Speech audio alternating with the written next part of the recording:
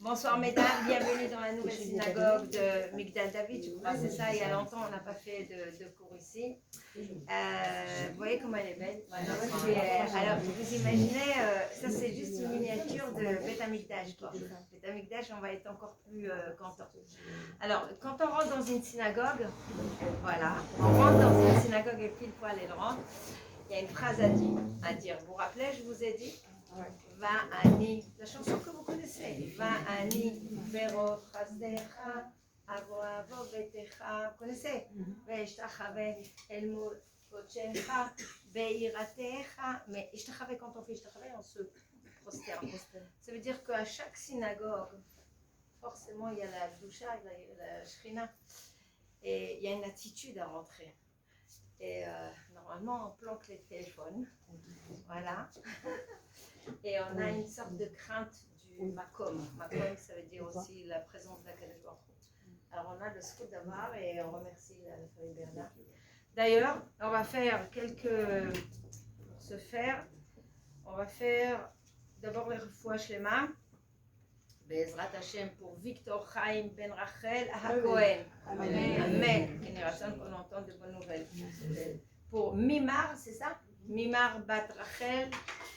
Refouach shlema, Amen. J'allais dire la suite. Parfois il y a le nom et il y a merci beaucoup. Alors je continue. Parce que sur le coup, vous ne vous rendez pas compte, vous lisez. Alors on continue. Regarde, Rana, j'ai. Attends, je n'ai pas fini, ma belle. D'accord, mais c'est pour une fois. Voilà. Paul Baruch Meyer, Paul Braka, Ben Abraham, c'est le même. Alors une fois chemin Amen qui est Vas-y. C'est la maman de Lydie, là, elle vient de rentrer en soins intensifs à Julie Gilbert, Guimol, Batsultana. Une fois chemin Amen qui est Bah oui, Julie Gilbert, Guimol, je me rappelais un de cette, parce que puisqu'elle s'appelle Rina. Batsultana. Amen, refouach shlema. Nadine Rivka Bateliet. Amen, refouach shlema. Frédéric David. Amen, refouach shlema. D'autres, c'est bon? Avec tous ceux, même ceux que vous lisez dans la semaine, les Chayalim, les Khalitoufim, ceux qui sont fatigués. Alors il y a 3 rabbanim qui sont très fatigués. Celui de Natania. Amos, Chaim, Ben, Fortuné. Et Rav Kook. Dov, Ben, Shoshana. Il faut prier pour nos rabbanim parce qu'on manque de rabbanim. Alors ne dites jamais Rav, dites juste son nom. C'est pas un manque de kavod, c'est pour qu'il ait plus de rachamim, plus de schut et moins de rigueur. Exactement. L'Avdil Ben Refoua Chaim Lachaim, on va faire l'Ilun Nishmat. L'Ilun Nishmat, Rabbi Yaakov Chour Ben Miriam, les Bet Berda. C'est sa synagogue, il est décédé cette année, l'Ilun Nishmaton. Pour l'Ilun Nishmat, Shua Chai, Eric Ben Aret Kouka, les Bet Belassen. Alors ils ont inversé Shua Chai, pour Eric, voilà. Et l'Ilun Nishmat pour Merav Chaya Saïra Bat-Zohara. Voilà, l'Ilun Nishmatam, Shiu Betzor Hatzadikim. Ah, vas-y, m'a dit. Shimon Ben Chana, c'est tout. Ça se termine quand? Les 12 mois, c'est jeudi. Jeudi. L'Ilun Nishmat, Shiu Betzor Hatzadikim, mais il y a longtemps, à mon avis, les Tzadikim, il y a longtemps. Il faut dire l'Ilun Nishmat, Raphaël Ben Simcha. C'était ça, les 30 jours. Ah, bah alors, l'Ilun Nishmatam. Voilà. Il y a d'autres. On aurait dû terminer quelques brachot, mais bon. J'imagine qu'ici on ne peut pas manger. Non. Ah, peut-être. Pour faire les brachot après, tu vois ce que je veux dire? Voilà. Alors, ce soir, Emmanuel m'a dit, Chana, on a besoin de cours. J'adore Emmanuel. Pour Chizouk, pour donner des kochot. Il y a longtemps, on n'a pas pris de cours. Alors, les filles, n'empêche qu'ici, dans cette communauté, les anciennes, que celles qui venaient régulièrement, je peux dire que pendant 1 an et demi, au Hachem, 2 ans, si on met aussi du lot, cette période-là, toi aussi, tu venais, vous avez eu beaucoup de chizouk sur Emouna et Bitachon et sur le travail sur les midot, au Hachem. J'ai eu des échos de certaines des femmes qui étaient dans vos cours, que grâce à ça, elles ont pu passer la couronne. Et grâce à ça, elles ont eu des secousses dans la vie et Baruch Hashem, elles ont surmonté. Alors, on va poser la question ensemble. On va d'abord débriefer ensemble. Merci beaucoup, un amour. Qu'est-ce qu'il demande de nous, Hachem? Qu'est-ce qu'il faut faire là? Puisque on entend que le Mashiach va venir. Et je vous assure, même des gens qui n'y croyaient pas, parce que je rencontrais des personnes qui étaient un peu sceptiques. Ouais, la Mashiach, ouais. On entend des phrases comme ça. Ça fait mal, purée, ça fait très très mal d'entendre des phrases comme ça venant de juifs. Mais elle m'a la saute. Il y a de, merci, il y a de tout.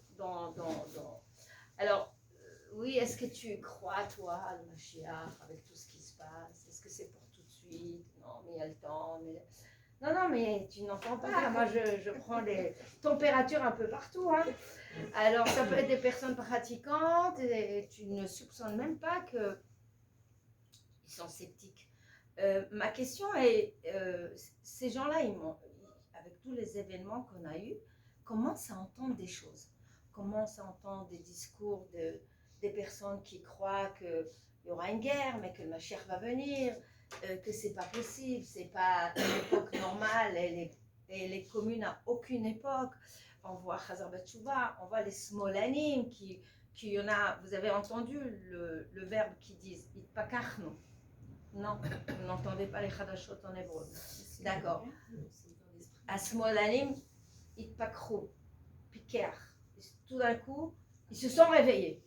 Ils se sont rendus compte qu'ils ont eu tort, mais pas tous. Amen, que tous se reviennent. Mais bon, il y a quelques-uns, ils disent waouh, on a cru à des choses qui n'existaient pas. Oui, voilà, ça s'appelle l'itpaker. Vous allez entendre ça dans les Chadashot. Itpakru à Smolanim. C'est les. Et à Évry, tu veux dire? Ouais, non, mais c'est le même verbe, elle a raison. Oui. Oui. Mais ça vient de piquer. Ça veut dire piquer, ça veut dire quelqu'un, quand on dit à un enfant, il le piquer, les felfel. Il est intelligent. Il est intelligent. Est-ce qu'il y a le piquer? Qu'est-ce qu'il est intelligent? Qu'est-ce qu'il est efficace? Voilà, qu'est-ce qu'il est. Bon, vous avez compris. Donc, merci, j'ai la réserve. Garde pour toi.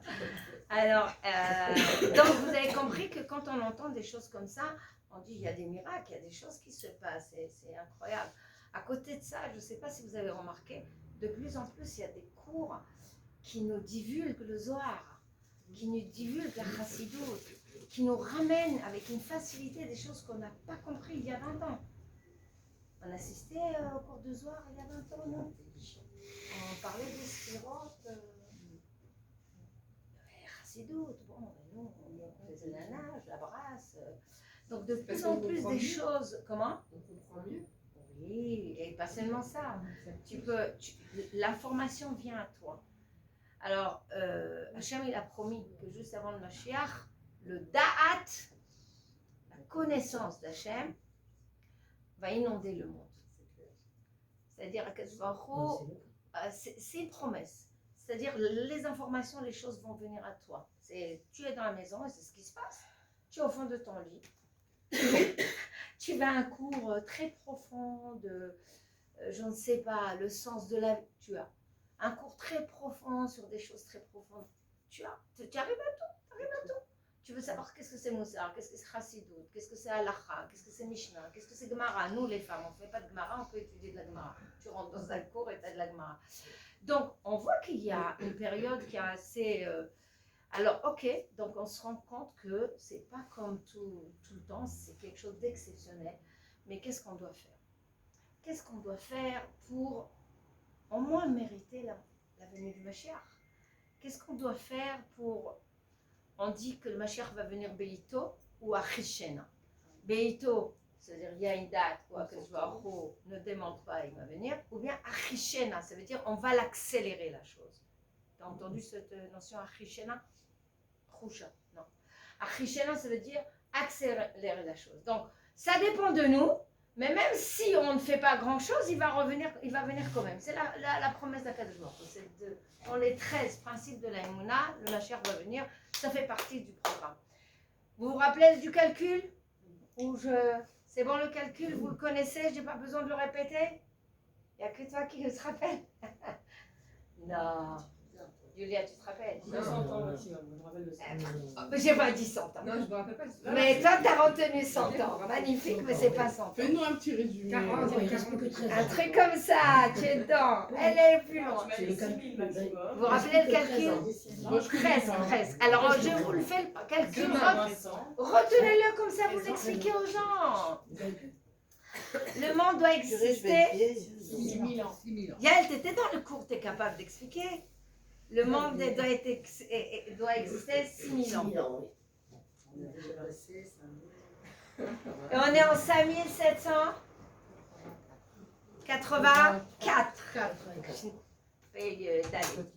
Donc, 5784, 6000 moins 5784. 116. Bravo que tu notes. 216. Pas 116. 216. 5784. Ah oui. Donc ça comble que nous rassurer 216. Alors, un 216 jusqu'à 6. On va déguiser. Ah, on va déguiser. On va. Attendez, alors on pourrait croire, je le fais à chaque fois pour vous donner cette conscience où on en est. Alors, il y avait un cours de Rav Ranchaya, il a enlevé, qui s'appelle Otami, je vous ai parlé de ça, et il y avait un autre cours sur le Mashiach aussi, là, parce qu'il y avait trop de précision. Bref, qu'est-ce qu'il en est? 216 ans, vous dites, ah, mais j'ai le temps. Non. Ce qu'il faut savoir, c'est que quand le Mashiach va venir, il y aura 40 ans d'écrémage. C'est quoi écrémage? La passoire. La passoire. Bravo. Otami. C'est-à-dire que le meunier, quand il tamise la farine, il la tamise, la farine qui est fine, elle tombe, elle a mal, ou aïe, j'ai mal, elle tombe par terre, d'accord? Sur le tamis, il y a des gruments. Qu'est-ce qu'ils font les gruments? Ils dansent. On est sympa, on n'est pas tombé, on danse quoi, on chire quoi. Cela, c'est. Bah oui, c'est le réchaï.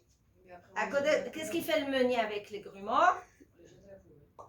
Il les jette. Ça veut dire le Am Israël, le vrai Am Israël, va passer une souffrance, on va tomber. Pour grandir, on va tomber, on va se décomposer, on va tomber. C'est pendant la sélection, c'est comme ça, le tamissage. Et on va voir, ça s'appelle la brira. Hachem borer, Hachem, il sélectionne. On va voir ceux qui dansent. On va voir ceux qui n'en ont rien à faire. Ni de Dieu, ni de la Torah, ni rien du tout. Pour l'instant, vous, comment on dit en hébreu? Rira qui rira. C'est tout. Mais ce qu'ils ne savent pas, que le meunier, il jette ses gréments. C'est tout le Erev Rav qui est parmi nous. Tous les gens qui ne sont pas vraiment juifs, qui sont parmi nous. Ok? Et on va voir au niveau de la Emouna. Donc, vous avez compris qu'il y a 40 ans de sélection. Ok? Après ça, 40 ans, qu'est-ce qui se passe? Et bien, pendant ces 40 ans, il y a le Mashiach. Le Mashiach, il est parmi nous, mais il ne se divulgue pas. Donc, évidemment, c'est un tzaddik. Il aura des signes et les rabbinim vont lui poser les questions. Parce que, attention, n'importe qui peut venir et dire. Vous savez combien sont venus voir les rabbinim? Ils ont dit que je suis le Mashiach. Ah non, mais là, l'actuel, il y a plein qui vont. Qui c'est quel Rav il a parlé? Un gadol, il a dit, ah oui, Rav Eliaou, je crois que c'est un Rav Meir Eliaou. Vous savez, celui qui a fait Tchouva, qui parle vite et qui a plein de savoir. Il a dit tous les lundis, voilà, tous les lundis, il y a quelqu'un, lundi et jeudi, il y a quelqu'un qui vient et lui dit.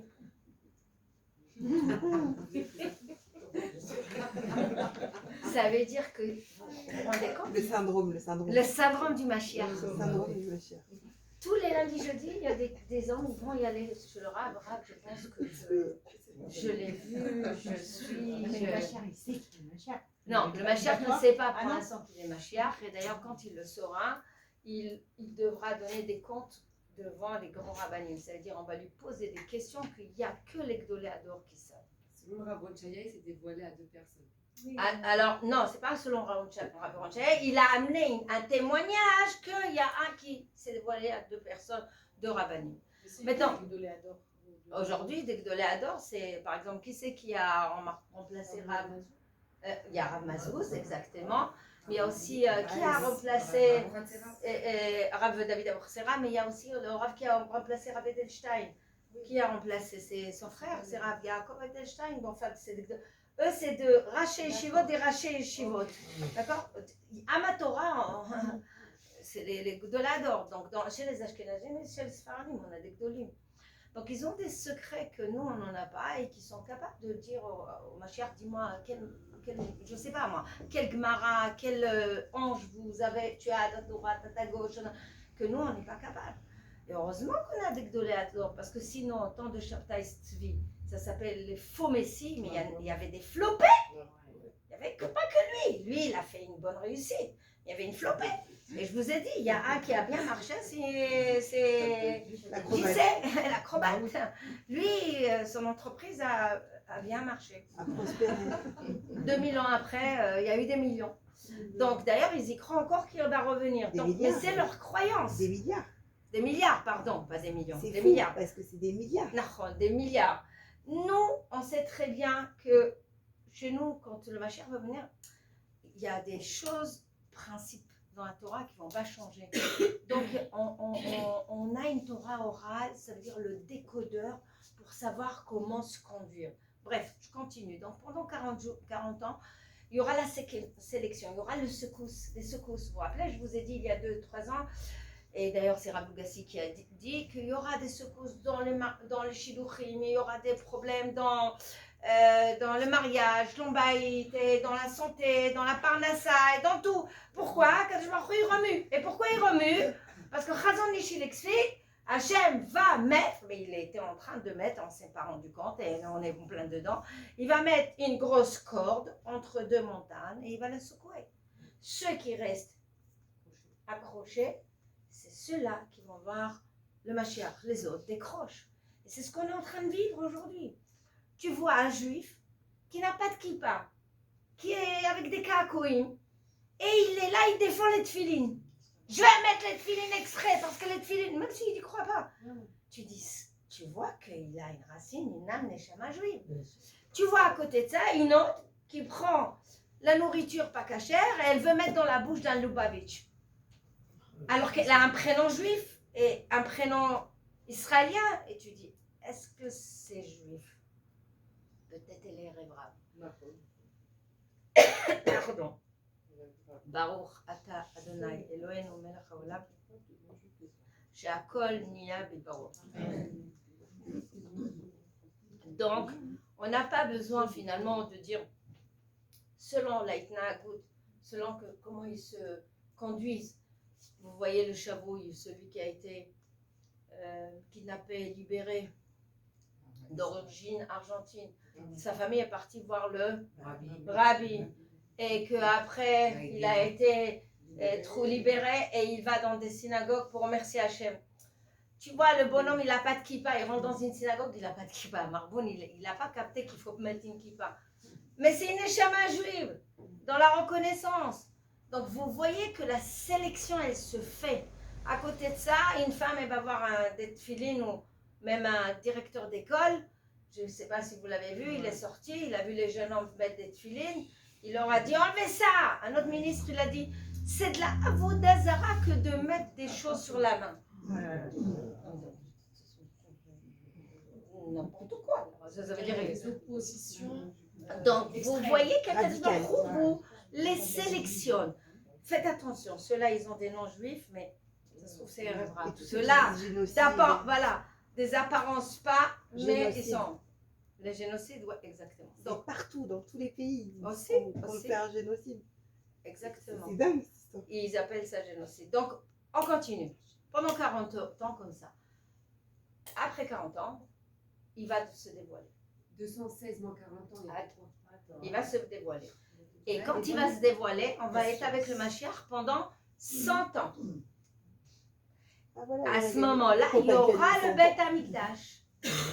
À ce moment-là, il n'y aura plus de mal, il n'y aura plus de douleur, il n'y aura plus de maladie. Juste après les 40 ans. Ouais. Quand il se divulgue. Non, il y aura triatamitim après les 40 ans. Après. Non, après. Non, attends, pas de question. Alors, 100 ans, on est avec lui. Donc, pas de douleur, pas de problème par Nassa, tout le monde peut se marier, tout le monde est bien, chambaille. On meurt pas. Allez. On meurt pas. Non, pour l'instant, non, les 100 ans. Donc, 40 et 100 ans, on sert à Kadosh Baruch Hu full time. On peut faire une marche comme ça, En 5 heures, on arrive à Arabaït. On fait des corbanotes. Vous vous rendez compte? C'est magnifique. Non, c'est pas si. Je ne sais pas, 4 heures, 5 heures, 1 heure, à pied. Ah, c'est rien. Oh, 1h30, allez. Bon. Il y aura 76 ans. Hein, Ah ouais. On sert à Kadosh Baruch Hu. Maintenant, hein, dans certains écrits, moi-même j'ai lu qu'Akadosh Baruch Hu nous fait une faveur pendant ces 100 ans. Il y a des grandes tzadikim qui vont avoir la résurrection. Ça s'appelle le premier cru, la première fournée. Pourquoi? Pour nous aider. Et on risque de voir Moshe Rabbeinu, et Rabbi Meir Banes, Rabbi Shimon Bar Yochai, et ces tzadikim là qui sont vraiment des meurot agdolos, qui viennent et qui nous aident à avancer. Donc, si vous avez compris, ce qui se passe après, ça regarde à Kadosh Baruch Hu. On ne va pas rentrer dedans, il y a encore, à la fin du temps, il y aura la mort d'un instant et la résurrection. Mais pendant ces 140 ans qu'on est avec le Mashiach, c'est à l'intérieur des 6000 ans. C'est pas après les 6000. Ça veut dire dans les 216 ans,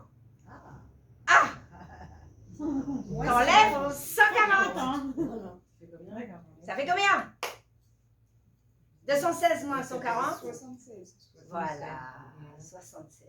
Ça veut dire, ce cours-là, je le donne depuis 20 ans. Avant, c'était 96, maintenant, ça se fait.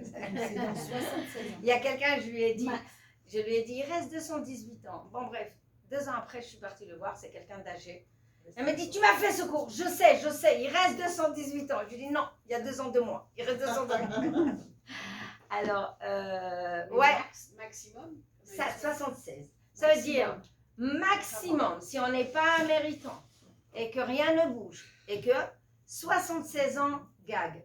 Ça veut dire que, comme je dis à mes enfants, à ceux qui m'entourent, peut-être moi je ne serai pas là parce qu'on vit, même si on tire jusqu'à 120 ans, mais tes enfants, oui, ils peuvent être là. Tes petits-enfants, sûr. Combien on doit donner à nos enfants les bons outils et nos petits-enfants les bons outils pour que Bezrat Hashem, ils vont voir la Mashiach. Et c'est une joie, c'est une joie. Parce qu'il y en a qui me disent, ah ouais, non, mais si je ne suis pas là, c'est pas la peine que je travaille les midotes, et je pas la peine. J'ai dit, quel égoïsme, c'est le summum. Donc, et la résurrection, elle est à combien de temps? Justement, après les 140 ans, qu'on est avec le Mashiach, normalement, ce que j'ai lu, c'est là qu'il y aura une mort rapide pour se débarrasser de ce corps qui nous a fait pécher et après une résurrection. Est-ce que ça se fait en une étape ou plusieurs étapes? Il y a plein d'écrits dessus. Il y a plein d'écrits, tous les juifs. Tous les juifs. Quand ils sont sortis d'Égypte, ils ne sont pas tous sortis. Ah non, alors ça c'est maintenant. Ça c'est maintenant, c'est là. Exactement. C'est l'épuration. La 5e. La 5e et la 4/5e. Ceux qui ne sortent pas, ils meurent. Alors, ou tu fais partie des Ma'aminim, ou tu ne fais pas partie des Ma'aminim. Ça veut dire quoi? Ça veut dire que n'oubliez pas que le Am Israël, on était 600 000 âmes, pas personnes. Âmes au Mont Sinaï. On était 3 millions, mais 600 000 âmes entières, d'accord? Donc c'est 600 000 âmes entières. Aujourd'hui, on n'est pas 600 000 personnes. Il dénombre 17 millions de juifs. C'était 15 ou 17, peu importe. Et je vous ai toujours dit, dans le nombre 15, qui on a recensé? C'est parce que tu t'appelles Léa Cohen que tu es juif? Non, peut-être ton père il est Cohen et il s'est marié avec une Goya. Donc tout cela ne font pas partie des juifs. Ça ne veut pas dire qu'ils ne vont pas être présents, mais ils ne font pas partie des juifs, ok? Donc la sélection entre les Erev Rav, rappelez-vous qui c'est Erev Rav? C'est ceux qui sont sortis avec nous en Égypte et qui ont eu peur. Ils ont dit, nous aussi, on veut venir avec vous. Mais en aucun cas, ils ont cru en Hachem. Voilà. Et quand Hachem il a donné la Torah, c'est eux qui nous ont induits en erreur avec le Hegel Hazara. C'est toujours à faire le balagan dans l'âme Israël et mettre le doute. Et pendant les générations, c'est qui? C'est Amalek aussi. C'est ceux-là qui viennent et te mettent le doute, qui te mettent des questions dans ta tête et que tu te détaches d'Akadosh Baruch Hu. Et si tu n'as pas de preuve, tu t'éloignes. Et tout le travail du juif, c'est même s'il n'y a pas de preuve, tu dois te coller à Akadosh Baruch Hu. Donc, sur les 15 millions, 17 millions, vous avez compris que les 600 000 âmes, je sais pas, imaginons qu'on est 10 millions, imaginons qu'on est 8 millions, mais en tout cas c'est un cinquième, alors ceux-là, ils vont rester. Maintenant, qu'est-ce qui se passe des non-juifs? Les non-juifs aussi, ils vont rester. À une seule condition, s'ils ont fait les 7 lois noachiques. Pourquoi? Parce que dans les 7 lois noachiques, il y a croire en Dieu et pas les idoles, et pas les statues, et pas Avodazara. Dès lors qu'il y a une âme non-juive est descendue sur terre et qu'elle n'a pas trahi le bon Dieu, et qu'elle a fait les 7 lois noachiques, à savoir avoir des juges, à savoir ne pas voler, eux aussi ils n'ont pas volé, ne pas tuer, eux aussi ils n'ont pas ne pas tuer. Qu'est-ce que vous croyez qu'il n'y a que les juifs? C'est le minimum des humains. Ne pas manger des animaux vivants, des membres d'animaux vivants, ne pas faire de l'adultère. Répète, j'adore. Mazal, vas-y, il n'y aura plus personne. Eh bien, détrompe-toi. J'ai rencontré des non-juifs qui ont des valeurs. J'ai été estomaquée. Estomaquée. Fidélité à la femme. Il n'y a pas de croix à la maison, ils croient en Dieu, mais ils vont te dire non, mais on n'a pas de représentation. Vous voyez, ça existe, mesdames, ça existe. Donc, ces non-juifs, évidemment, ils vont être là. Alors, le monde ne va pas être qu'avec des juifs, on n'est pas là des monarques, et on n'est pas là des, comment dire, des gens, on va dominer le monde, que Dieu nous préserve, c'est pas ça le truc. Le monde appartient à Kadosh Baruch Hu, à Hachem, et il a un programme. Le programme, c'est d'avoir un monde avec des êtres humains et avec une poignée de gens, peu nombreuses, qui s'appelle Mamlechet Kohanim. Ça s'appelle un peuple qui va servir à Kadosh Baruch Hu d'exemple. Tout simplement. Donc tout ce temps-là, ça fait 5000 ans, on essaye de représenter la croyance et la confiance qu'on a en Kadosh Baruch Hu. On avait des Kohanim, on avait des Lévim. Et on va retourner à ce travail. Ça veut dire on sera là-bas pendant le Mashiach, on sera justement en train d'étudier la Torah, en train de le Beth Amikdash servir à Kadosh Baruch Hu, faire des korbanot, exactement comme Kadosh Baruch Hu l'a fait. Le monde n'a pas été créé vraiment pour nous, mais c'est pour le Kvod HaShamayim, c'est pour Kadosh Baruch Hu, parce qu'il est Melech, tout simplement. C'est pour ça qu'il y aura aussi des non-juifs. Alors à la question à 5e, c'est normal, il y aura plein qui vont partir parce que, est-ce qu'ils restent dessus? Alors, si toi, Mazal, t'es un nitzotz d'une âme qui était au Arsinaï, et toi, tu étais au nitzotz de Arsinaï, et toi, tu étais un nitzotz de Arsinaï, et il y a quelqu'un d'autre qui était avec toi, puisqu'on est une neshama, alors ton âme se rappelle de deux choses, plusieurs choses, qu'on a dit Anase Venishma, et qu'Akadosh Baruch Hu, qu'est-ce qu'il a fait? Il a pris une guiguite. Vous connaissez l'histoire, il a pris une montagne, il a dit voilà maintenant vous le faites ou vous le faites pas. Pourquoi? Parce que c'était pour notre bien, pour nous enlever le Yetzirara. Deuxièmement, on se rappelle aussi que les 2 premiers commandements, qui c'est qui les a donnés? Hachem lui-même. Et qu'est-ce qui s'est passé au premier commandement? Quand Hachem a parlé, l'âme a quitté ce corps, on était mort, elle est montée là-haut, on a vu face to face Hachem, on l'a vu, donc on le connaît, donc pas de doute, donc on y croit, donc on a confiance, c'est bon, on est redescendu, Hachem a fait Triad Ametim. Deuxième fois, il donne un deuxième dibra, l'âme elle se détache, on est mort, en bas, l'âme elle monte, encore toi, Kadosh Baruch Hu, c'est pas possible, on le voit face to face, t'as pas de doute, c'est bien lui, tu y crois en lui, t'as confiance en lui, il te dit maintenant, descends, résurrection. Comment l'âme d'un juif peut oublier ça? Impossible. Il n'y a que celui qui n'a pas fait ça, qui ne peut pas avoir la émouna. C'est pour ça qu'on dit, les ma'aminim, venez ma'aminim. Si tu as été au Mont Sinaï, forcément tu as la émouna. Maintenant, il faut que tu la travailles. Si tu n'as pas été, c'est normal que tu as des semblants de juifs ou des gens. Tu as beau de parler des mounas et tout ça, et tu vois qu'ils font des choses. Tu dis, t'es un juif ça? C'est possible. Malgré les miracles. C'est pas possible. Pas seulement les miracles. Tu vois, vous avez vu ce qui s'est passé il n'y a pas longtemps, une femme qui était smolanite, elle est partie dans les Shtachim, Oui. elle est partie aider les Massage. bergers. Arabe. Elle a pitié des bergers palestiniens et des palestiniens. Répondu alors. Maintenant, elle est âgée, ça veut dire que c'est son idéologie depuis longtemps. C'est ce qu'elle fait depuis longtemps. Elle y croit qu'il faut avoir pitié en ces personnes et que pour elle, ils sont bons. Bon. Mais ce qu'on ne sait pas, c'est qu'Akadosh Baruch Hu, il est en train de faire des miracles. En pleine route, elle voit les Marbonim. Elle sort pour aider les Marbonim. Et les Marbonim sont devenus des loups, sont devenus des coyotes.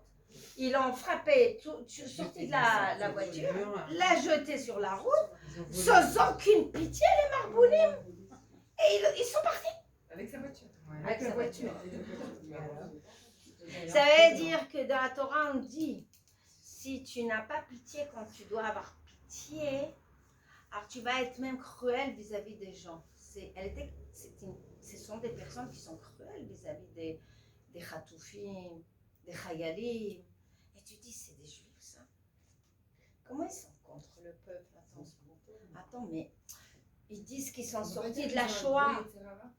Non, le Zerara, il n'a pas ça. Tu ne peux pas couper l'herbe sous tes pieds. Tu ne peux pas couper ton identité. Ton identité te sert à grandir, à te réaliser. Tu peux avoir des doutes. Tu peux chercher le émet. Tu peux te poser des questions. Pourquoi? Comment? À quoi ça sert les tefilines? Je préfère être religieuse comme ça ou religieuse comme ça. Je préfère ne pas être pratiquante, mais je crois en Dieu. Mais couper l'herbe toutes ses pieds, ça veut dire... C'est ton identité en fait. C'est ton identité, ça veut dire que vous allez voir, rappelez-vous, je vous ai fait ce cours, qu'en France, quand il y avait l'histoire de Hypercacher et des écoles, et après il y avait le journal, comment il s'appelle? Voilà, Charlie Hebdo. Même les juifs qui n'étaient pas religieux et qui étaient assimilés, j'ai vu ça, hein, avec des Goya ou des Goïms, ils se sentaient concernés. Ouais. Ils sont sortis dans les rues pour manifester. Ouais, pareil le 7 octobre. Moi, il y a plein de gens qui m'ont appelé comme ça, des moitié-moitié. Ils m'ont appelé, ça va? Ça va? Vous comprenez? Vous allez bien? C'est ton identité, il y a un transfert. Ils ont vécu ça dans l'Holocauste, ils se sont mariés avec des non-juifs et ils ont cru se cacher, mais Hitler, il a été jusqu'à la 3e génération. Ils se sentent appartenir à ce peuple. Mais quand tu as une personne qui ne se sent pas du tout concernée par ce qui se passe, les Chayalim, le Ham Israël et tout, pose-toi la question si Mamash, c'est un juif. C'est pas la peine de rentrer dedans. לא, מה זה משנה? זה לא אנחנו שצריכים לעשות את La sélection, c'est Hachem. Ah oui, c'est pour ça que je veux dire, מה זה משנה לנו? לנו זה משנה. אנחנו לא... לנו זה משנה. C'est quoi ton prénom? קוראים. Corinne. לא, מלימה, כי זה דווקא... אני, זה לא מדבר. Alors, זה c'est לא pas מדבר grave, אליי. mais je vais t'expliquer. כשאת באה ואת אומרת, אוקיי, מה עלינו לעשות כדי לשפר, כדי להתקרב, בטח. שאנחנו מודעים שאנחנו בתקופה של בטח, המשיח, נגיע לזה. זה מקובל עליי. נגיע אבל לזה. להגיד שכך וכך. נגיע לזה, קורין. לא. רגע, סבלנות. לא, אם בסדר. יש לך סבלנות, לא, אתה גם כי דווקא... את תדעי גם לשמוע. Oui, mais תני לי לדבר. זה קצת מפריע לי, כי זה לא אנחנו צריך להפריע חוזרים לך. על התקופה לפני 7 לאוקטובר. לא, בכלל לא, חס ושלום. מה שצריך לדעת, que quand il dit les חיילים, ils disent ייחוד, אנחנו נחד ננצח, et que tu vois qu'il y a quelques-uns qui ne sont pas, tu dois pas être triste. Tu dis c'est pas grave. C'est pas grave. Ça veut dire que quand tu vois quelqu'un qui n'adhère pas, ne sois pas triste. Tu peux prier pour lui, mais tu dis peut-être il n'est pas juif. C'est pas la peine de te faire du moro. C'est ça le sens. Parce qu'on est dans la sélection. Ça veut dire Hachem il te ouvre les yeux. On peut être, notre morale il peut être sapé. Il peut être complètement à מצב רוח שלנו, יכול להיות down. למה? כי אנחנו רואים שאין, il n'y a pas vraiment une אחדות. Parce que les gens se déchirent et tout ça. Mais quand tu vois avec un œil, ça s'appelle Sechel, pas Enoshi, Sechel Eloki. Tu regardes les choses avec, pas avec tes analyses, ton analyse avec ton cerveau qui est déjà contaminé avec plein de marchavot, avec l'analyse de la Torah. Tu regardes ce qui se passe. Tu dis, tiens, paraît-il qu'il y a un Mashiach qui va venir. Tiens, il parle même de Milchemet Ogog Magog. Tiens, il parle de Milchemet Achim. C'est ce qui s'est passé. On ne veut pas de Milchemet Achim. On veut la paix, Bezrat C'est Hashem. quoi Milchemet Achim? C'est la femme. Il y a une svara dans la Gemara qui dit qu'il y aura une guerre entre les frères. Alors, est-ce que. Israël, entre nous. Alors, il y a des gens qui prennent le drach, le pshat, ils disent ah, ça veut dire le peuple d'Israël qui s'aime pas, il peut se taper dessus, chas v'shalom. Mais c'est pas ça. Il faut pas avoir peur. Il faut se dire, la personne qui ne veut pas mettre, fermez la porte s'il vous plaît, merci, sinon la bande d'Adara elle va venir jusqu'à. Donc, oh là là, chas v'shalom. Donc, au contraire, quand tu vois quelqu'un comme cette Smolani, tu dis ok, peut-être elle fait pas partie du peuple. Et c'est pour ça que l'on mit achedet im acherim. C'est pas la peine de la persuader. C'est pas la peine d'aller de faire des asbara et des asbarot et tout. Au contraire, tu fais un lâcher prise. Ça ne concerne pas. Moi, j'aime tout le monde. Même si c'est la même famille. Non, comment? La même famille? C'est pas grave, je prie pour eux. Je prie pour Parce eux. que tu dis qu'ils sont pas juifs. Non, j'ai pas dit qu'ils ne sont pas juifs. Il y en a parmi nous qui sont Erev Rav. Et vous savez que Erev Rav, ça peut être dans notre famille, elle n'a pas tort. Erev Rav, c'est une question de neshama, pas question de gouffre. Dans une famille, si vous lisez des écrits, dans une famille, parfois, Hachem, il décide que le couple de religieux, ils peuvent avoir un enfant Erev Rav ou un enfant Amalek. C'est pas de la foutaise que je vous dis, c'est réel. Ça veut dire qu'il a un nom juif et tout, il peut être une neshama de Erev Rav. Et ça, écoutez un peu Rav, mais il parle de ça aussi. Il parle de ça. Donc, il ne faut pas avoir peur. Quand vous voyez les personnes, elles coupent l'herbe sous leur pied et qu'elles sont contre la zéout juive ou israélienne, il n'y a que la prière. Et qu'est-ce que je fais? On va faire tchouva. Et qu'est-ce qu'on a les moyens de l'ishtaper? Le peuple d'Israël, il a une mission. On ne peut pas changer les gens. On ne peut pas faire l'histoire. Mais toi, tu veux être sauvé? Toi, tu veux que tes enfants soient sauvés? Toi, tu veux que ton mari? Alors avance, c'est tout. Donc c'est comme ça,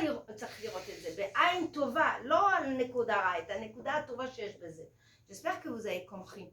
Donc, quand vous voyez un homme qui faute, par exemple, alors vous dites, quand vous voyez une voiture Shabbat, qu'est-ce que vous dites?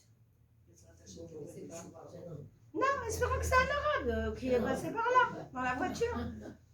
C'est tout. Pourquoi tout de suite croire que c'est un juif qui faute, que machin, ça s'appelle un Torah. Donc quand tu vois quelqu'un qui n'est pas ma'amine dans la Torah ou qui s'éloigne contre le peuple et tout, tu dis, espérons que c'est pas un vrai juif, ça me ferait trop de peine. C'est un Erev Rav ou un Amaklek, ou je ne sais, moi, en tout cas, il ne fait pas partie de mon peuple. Voilà, tout simplement, c'est comme ça. Maintenant, qu'est-ce que Hachem demande de nous? C'est quoi l'amélioration? Parce qu'on a fait plusieurs cours, on a vu. Alors, est-ce que c'est faire des mitzvot? C'est un but en soi. Est-ce que c'est faire des chassadim? Un but en soi. Est-ce que c'est d'être religieux? Un but en soi. C'est quoi le but du juif? C'est quoi, qu'est-ce qu'il nous demande? Si, parce qu'il y a plein de choses. Moi, je voudrais la chose qui c'est là. Après, il y a des anafim, des branches. Voilà. Après, pour arriver à ça, il faut faire ça, et ça. Qu'est-ce qu'il nous demande, Hachem? À la fin du temps, qu'est-ce qu'il va nous demander? D'être mamie.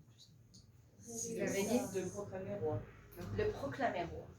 Et ça veut dire que tout le monde est capable de le dire, de le faire? Non. Qui tu as été. C'est surtout Et ça, reconnaître que tout vient de Qui ton tu as essence à été? toi, oui, Ça veut bien dire, sûr. Hachem, il va te demander qui tu étais? Si tu as été cette Corinne qu'il fallait que tu sois. Ah, alors justement, après 120 ans, on nous demande, après 120 ans, ceux qui décèdent avant le Mashiach, on leur demande, est-ce que tu as été Chana, celle que je te donnais le potentiel? Ça veut dire celle que je te demandais de réparer, de faire, est-ce que tu as été? Ça c'est sûr. On va nous demander un compte rendu. Est-ce que tu as été la meilleure version de toi-même? Ça veut dire ce que je te demandais, j'attendais de toi, il y avait une tornite. Est-ce que tu as fait? À moins que tu as bronzé au soleil toute la journée, tu as fait la pita, d'accord? Donc j'espère que vous avez compris qu'on a une mission. Mais quand le Mashiach va venir, c'est pas exactement la chose qui va nous... C'est sûr qu'il faut être ce qu'on doit être. On ne va pas nous demander d'être mon cher Rabbeinu. Toi, tu dois être Yael et toi, tu dois être Vora. Chacune, elle doit être ce qu'elle est, avec son potentiel.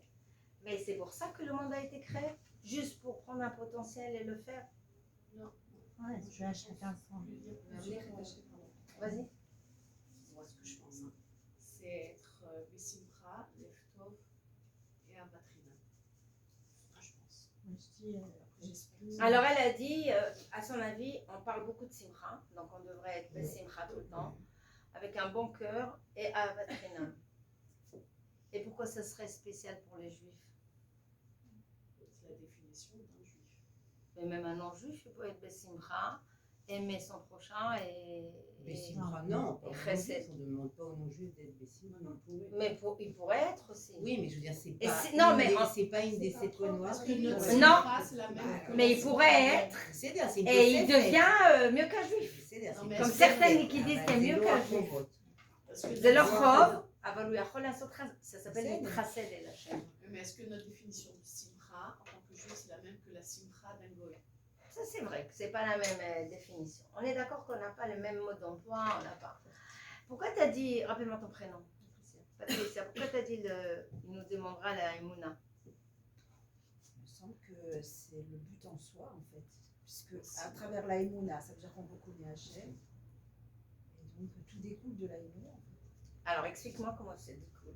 Donc, si je suis Ma'amine, mais Emouna parfaite, que je me suis travaillée, dans les points et les recoins, même mes doutes, je les ai bien travaillés. Alors, ça va m'amener à Bessimcha. Ah, Être Bessimcha. Bessimcha, être bon, un bon juif, faire les mitzvot. faire les mitzvot. Oui. Il y en a qui disent non, moi je crois en Dieu. C'est Dor Hachem. Je crois en De lui. loin. C'est pas ça, Mais la vérité, les religieux exagèrent. La Torah exagère. Là, franchement, ne pas allumer la lumière Shabbat, c'est has-been.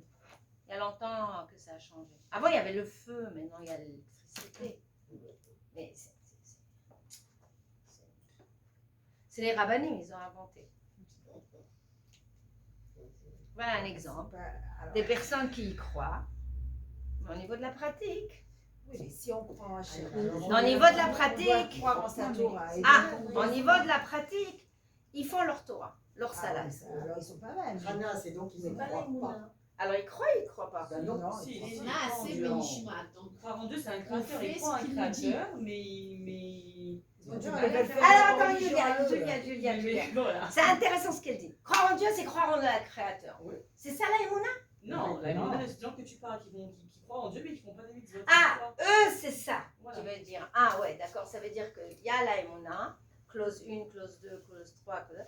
Eux, ils ont pris une clause. Hachem existe, il m'a créé. Le reste, ils ont effacé. Voilà. Et c'est bon. Et c'est ça, ma amine. Juif de cœur. Ils disent, moi je suis juif de cœur. Est-ce que c'est ça la Emouna? Non. Si toi, tu crois en ton mari, tu crois que ton mari existe, c'est tout. Mais tu crois que ton mari va venir tous les soirs, qu'il ne va jamais t'abandonner, qu'il va t'amener la parnassa tous les jours. Tu crois que c'est un Amen. juif. Tu crois que pour maintenir le shalom bayit, il faut que tu lui fasses à manger. Et que tu crois que comme c'est un juif, il faut que tu lui fasses du kasher. Et tu crois aussi qu'il faut qu'il y ait des enfants. Et tu crois aussi qu'il faut éduquer selon l'accord avec ton mari. Donc ça veut dire, c'est pas que la présence de ton mari, mais tu y crois à beaucoup de choses de ton mari. Si tu crois à tout ça, qu'il t'a fait une touba, que vous êtes passé par la choupa, et tu crois en lui, donc tu arriveras à lui faire confiance. Et quand il te dit, chérie, je sors, je vais à la Clalit ou à la Acheter des Macolette, allumettes. acheter des allumettes, tu le crois. Tu vas pas avoir un doute. Ah, il est sorti. C'est pour voir une femme. On est d'accord. Donc la Emouna que tu as, avec Imoun bo, avec Amina bo, Veu Omer lach Tnili Imoun, donne-moi ta confiance, donne-moi Tnili Imoun. Imoun c'est Emouna, mais c'est Tnili Imoun, fais-moi ta confiance. C'est pas que tu crois que j'existe, mais tu crois que j'existe, que je t'amène la parnassa, qu'on cohabite, je suis le père de tes enfants, que je ne vais pas t'abandonner. Et quand je te dis que je vais à Al-Mokhodet, je ne vais pas dans une boîte. Et tu crois en ma parole et tu ne vas pas venir regarder dans son téléphone pour regarder s'il n'y a pas une discussion avec quelqu'un, n'est-ce pas? Parce que tu as confiance en lui.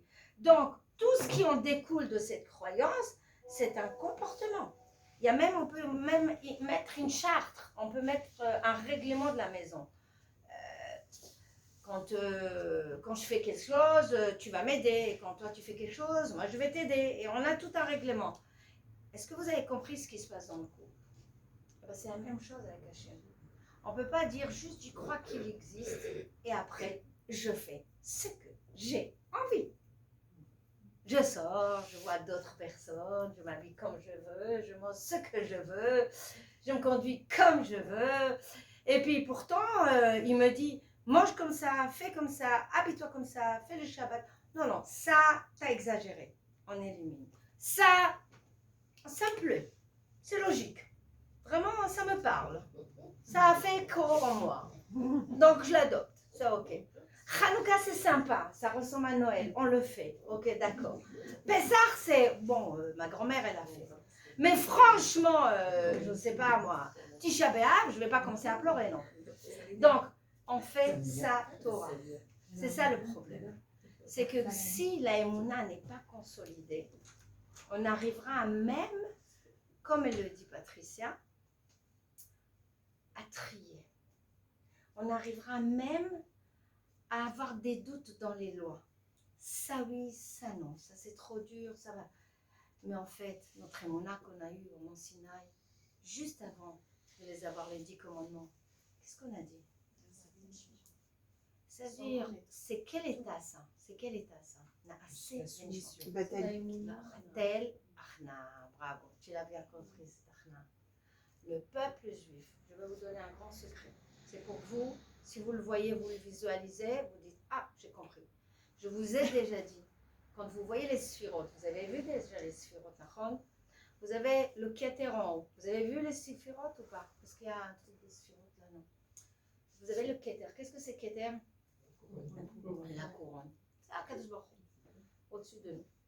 Vous voyez dans les sphirotes, on a Chokhma à droite, on a Bina à gauche. Quand on dit Keter, on ne dit pas Da'at, mais on va dire quand même Da'at, parce qu'il y a 10 sphirotes. Donc Keter, Chokhma, Bina, on va sauter directement à Chesed, Gvura, au milieu, Tiferet. Alors les non-juifs, ils ont bien compris qu'on a quelque chose ici, ils appellent ça quoi? Plexus solaire. Vous connaissez pas le plexus solaire? Nous, c'est Tiferet, c'est le Emet. Elle est là, la connexion avec Hachem. Emet, comme ça. La Neshama, elle est dans ce entoure. C'est des sphirotes. C'est quoi sphirote? Énergie d'Hachem. Donc il y a une énergie de Chokhma, une énergie on a dit de Bina, Chesed, Gvura, Tiferet, c'est l'équilibre des deux forces. Après on a Netzach, Hod, au milieu Yesod, et en bas. Qu'est-ce qu'on a? Malchut. Dans les pieds. T'as vu comment t'étais étonnée? Malchut. C'est comme un trou. Royauté. Le Keter, il est en haut. Et Keter en haut? C'est bizarre, non? C'est comme un trou. Qui nous a donné le Shefa, l'énergie du Chesed? Abraham. Il a fait descendre l'énergie du Chesed dans le monde. Qui nous a donné la Gvura? Tzrak. Il a donné l'énergie du monde, il l'a fait descendre dans le monde. Qu'est-ce que c'est Chesed? C'est le don, la générosité, l'amour sans limite. Aime le loup, aime le palestinien, aime tout le monde. Qu'est-ce qui est écrit de la descendance d'Ishmaël? C'est qui? Dans Bereshit. C'est faire Bereshit. C'est les Philistines. Et qu'est-ce qu'ils faisaient les Philistines? Ils faisaient Chesed. Vous savez comment ils faisaient Chesed? Ils se passaient les femmes. Marboul, mon frère, il l'a pas. Tiens, ma femme. Mon cousin, il l'a pas. Tiens, ma femme. Dans la Torah, vous ne savez même pas. Est-ce qu'on peut vivre qu'avec du chesed? Non. Il nous faut de la gvoura. Yitzhak nous a amené la gvoura. C'est quoi la gvoura? La rigueur. Non, on appelle ça rigueur. Pas droiture. La gvoura, c'est les idgaber, quand on se surpasse. Ça veut dire mettre des limites. Roka à Aretz al-Amaim. Hachem, il a mis des plages pour limiter la mer. Sinon, la mer aurait fait des tsunamis tous les jours. Hachem a fait la gvoura. Sans la gvoura, il n'y a pas de limite. Il a mis des limites, il a mis des temps, il a mis l'espace, il a mis une discipline, une mishma'at. D'ailleurs, dans l'éducation, on nous dit, d'un côté tu dois être bon, d'un autre côté, mets des limites. Dans le couple, love, love, love story, mais quand il n'y a pas de retenue et il n'y a pas de limite, ça part en cacahuète. Et c'est ça le peuple juif. Et l'ensemble des deux, Avraham et Yitzhak, on a eu quelqu'un, Yaakov. Et qu'est-ce qu'il a amené Yaakov? Et c'est quoi la Tiferet? Le Hémet. C'est quoi le Hémet?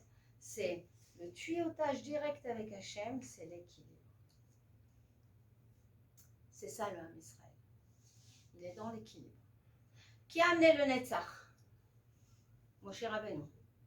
On ne va pas développer qu'est-ce qu'il a amené. Qui a amené le Hod? C'est une énergie et de pouvoir de faire des choses. C'est Aaron HaTzadik. Qui a amené le Yesod? C'est la Kedusha. C'est facile. Yosef. Bravo. Et après Yosef, qui a amené la Malchut? David Amelech. David Amelech était roi. Mais quel roi! Quand il sortait avec quoi? Sefer Torah. Ça veut dire quoi? Je me soumets à la loi d'Hachem. Je ne fais pas un pas sans la volonté d'Hachem. David Amelech, c'était toutes ces sphirotes en équilibre. Chaf! Il a ramené la soumission, le but. Il a compris comment faire résider à Kadosh Baruch. Il en découle. Tu veux être reine? Tu veux être reine dans ta maison? Tu veux être reine? Tu veux être roi? Tu veux être Mamlechet Kohanim? Achna. Soumission à Kadosh Baruch. Naaseh Lishma. Si tu es dans le Naaseh, si tu es dans la soumission à Kadosh Baruch, parce que tu as été créé pour ça, et tu es Mekabelette de tout ça, et tu décides que je comprenne ou que je ne comprenne pas, que mon cerveau le capte ou pas, que mes facultés mentales comprennent ou pas, je fais ce que Hachem me demande. Point barre. Mes parents, mes arrière-grands-parents, mes arrière-arrière-grands-parents, les femmes allaient au mikvé. En Sibérie, en Algérie, et oui, non, mais les mikvés, mais est-ce que c'est tout? Je continue, je comprends pas. Ça nettoie pas. Vous savez, il y a encore une génération. Je me rappelle, il y a 40 ans, les femmes, elles me disaient, tu vas au mikvé? Tu veux pas faire dans la baignoire? Ouais, c'est la même chose, c'est propre. C'est-à-dire, notre cerveau, il est tellement bloqué, on a cru que c'est la propreté. Mais ne rigolez pas, mais vraiment, il y avait un blocage. Il y a 40 ans, il y avait un blocage.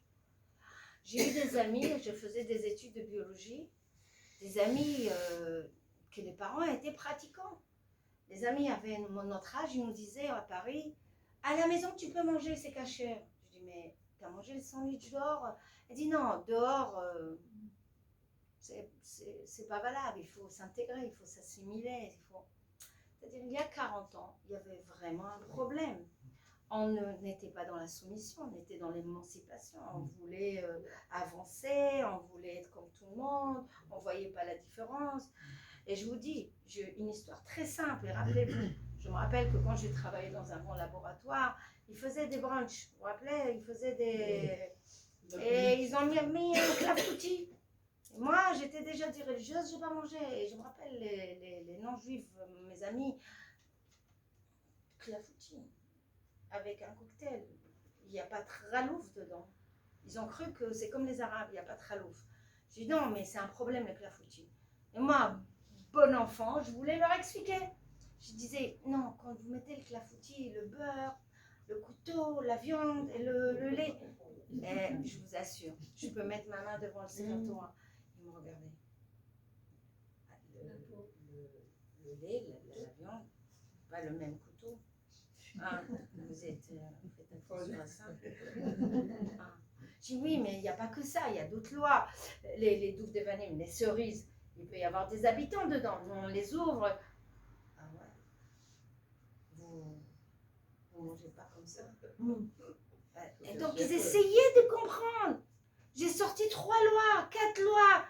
Mais je me retrouvais débile, idiote. Ils m'ont regardé, ils m'ont dit ah, vous savez pas ce que vous perdez, hein. Ah, mais vous perdez, vous, hein.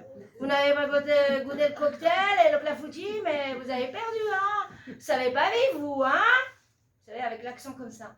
Et j'avais, quoi, 20 ans, 22 ans, 24 ans. Je me sentais vexée. Parce que j'étais pas con. Je me sentais un peu... D'ailleurs, 20 ans après ou 25 ans après, il y a une femme qui s'est rappelée de moi. Elle était infirmière. Elle m'a dit, elle est venue à un cours à Boulogne. Elle m'a dit, il faut que je vous dise. Je dis quoi? Je dis, je vous connais. Je dis d'où? Du laboratoire où vous avez travaillé. Je dis, ah bon? Et qu'est-ce que tu as retenu de moi?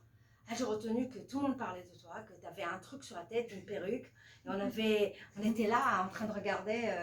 Est-ce que vraiment c'est une... C'était rare à l'époque, vous comprenez? C'était ma boule. Je ne donnais pas la main. Donc, c'est toutes les infirmières, elles étaient avec les docteurs. Bonjour, docteur. Voilà. Et moi, je ne donne pas la main. Donc, ça les a... Mais je me sentais exclue. Et je vous assure, je ne portais aucune fierté. Je savais simplement que c'est la loi d'Hachem. Je le faisais pas parce que j'étais convaincue, mais je le faisais pour une raison que je vous dirai après. J'aimerais que vous la trouviez. Aujourd'hui, votre génération, vous êtes dans la fierté. Baruch Hashem, vous êtes en Israël, vous avez des cours, vous avez compris, vous avez fait tchouva parce que vous avez mieux compris certaines choses. Donc, c'est pas de la même façon. Maintenant, vous avez même ça. En tout cas, quand vous êtes dans la achna, Hachem, j'accepte. Je ne comprends pas tout. Il y a une blague israélienne qui dit, si je prends mon cerveau et je le mets dans une cuillère, il y a la place pour le sucre. Ça veut dire que notre cerveau, c'est un cerveau de mono. Ne crois pas, ne prends pas pour Baba Rabbi. Qu'est-ce que tu connais? Qu'est-ce que tu es d'accord, pas d'accord? Achna'a. Si tu es au niveau de David Ameler, et de tous ces tzadikim qui ont amené ces énergies combat, dans la achna, alors Akadosh Baruch Hu te rend reine et roi. Ça veut dire qu'Akadosh Baruch Hu te donne tous les moyens, que ce soit toutes les compétences, tous les moyens, que ce soit l'intelligence, que ce soit la sagesse, que ce soit... Tu as besoin d'une grande maison, tu as besoin d'une richesse, tu as besoin d'un mari comme ça. C'est là qu'Akadosh Baruch Hu te donne tous les moyens et tu deviens riche et une reine et un roi. Ça veut dire, chez nous, la malchoute, c'est une fois que tu sais que tu n'es rien. Je vous ai dit, le rabbi de Pchisra, l'aïeul, c'est un chassidoute de Pchisra, d'ailleurs c'est l'aïeul de rabbi de Duhalé, il a écrit dans ses écrits que l'homme, il doit avoir 2 poches. Une poche avec un pétec, avec un papier, quand tu l'ouvres, je suis que de la cendre. Allez au boulevard des Allongés. Vous connaissez le boulevard des Allongés? Ça vous remet tout de suite les pendules à l'heure. Déjà, le boulevard des Allongés, vous voyez, c'est là 20 ans, c'est là 35 ans, c'est là avec tes grands-mères, et c'est beau, il y a une photo. Mais toi aussi, tu vas être à côté, et plus personne ne va se rappeler de toi. Donc, tu te rappelles que tu es rien. Ça te... Le ballon, il fait comme ça. Du tu dis que la santé, c'est pas grave les histoires. Je pardonne à tout le monde. Tu deviens bon. Tu entends des bons discours là-bas.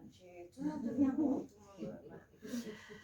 Alors ça, c'est le pétek à droite. Il y a un autre pétek qu'on sort. Bishvili nivra haolam. Ouais, c'est ça, c'est hyper contradictoire. C'est dur. pas contradictoire. Non, c'est la malchoute avec l'achna. Là, c'est l'achna, là, c'est malchoute. C'est quand tu te sens que t'es rien et que tu es le tsinor d'Akadosh Baruch Hu et tu fais le tsinor la volonté d'Hachem. Et tu es Be'emun Hashlema, c'est là que tu dis Hachem m'a créé le monde pour moi. Oui, il t'a donné la maison qu'il faut pour le servir. Oui, il t'a donné le mari qu'il faut pour le servir. Oui, il te donnera tout ce que tu as besoin pour le servir. Maintenant, tu lui dis, je veux une voiture Jaguar parce que j'ai envie, me la... C'est pas pour le servir. C'est autre chose.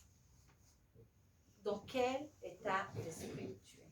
Donc, en résumé, la Emouna, certains rabbinim disent que c'est une mida. Beaucoup de rabbinim disent que c'est une mitzvah. Elle est obligée de se parfaire. Et d'ailleurs, j'ai amené ce livre. C'est Rav Lugassi. Il est vivant. Il est vivant. Il dit comme ça. De Batial? De Elad. C'est là-bas qu'il y a les religieux. Elad. D'ailleurs, il vient souvent à Guilo, les jours de jeûne. Il vient 17 Tammuz à Guilo. Mon mari l'a vu en privé, il donne des cours magnifiques. Alors, il a écrit des livres, voilà, ce livre, il a au moins 25 ans. Hein. Alors, tout ce livre, c'est Emouna Bitachon, les Maaseh, 600 pages. Facile à lire, vous pouvez lire celles qui sont hébraïsantes, c'est facile à lire. Mais en tout cas, l'introduction, il dit qu'on est dans les temps messianiques. Et je vais vous le lire, et je l'ai lu déjà, il dit comme ça. Allez-nous l'iskor. שאנו בעוצמת התקופה המאוימת ביותר שניבאו עליה קודמותינו, עקבתא דמשיחא. On doit se rappeler que nous sommes dans la période la plus houleuse, la plus מאוימת, qui nous menace, ביותר שניבאו עליה קודמותינו. Ça veut dire que nos sages, ils ont vu la prophétie. עקבתא דמשיח. והם שהיו מרוחקים מתקופה זאת. Ça veut dire c'est Gdolador, qu'ils étaient très loin, comme des Tanaïm, Pachadou, Milachshov Alea. Ils avaient peur juste de se projeter et de penser à cette période. C'est rassurant. Oui, ma belle, C'est rassurant. évidemment.